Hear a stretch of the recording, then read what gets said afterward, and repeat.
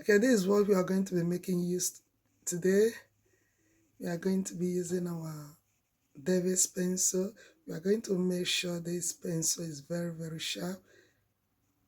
The brush, the spoolie, and the concealer, Elegant Pro concealer. So this is what we are going to be making use of today. For a bit,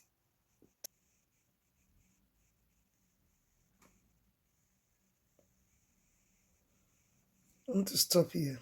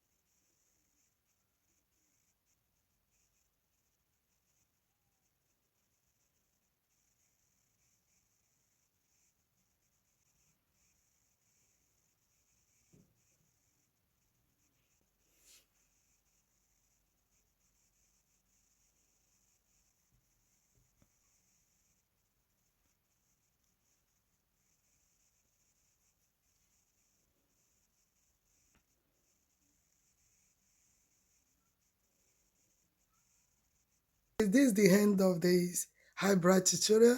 Please do not forget to hit the subscribe button, turn on the YouTube notification bell, and leave your comment in the comment section below. What do you think about this eyebrow?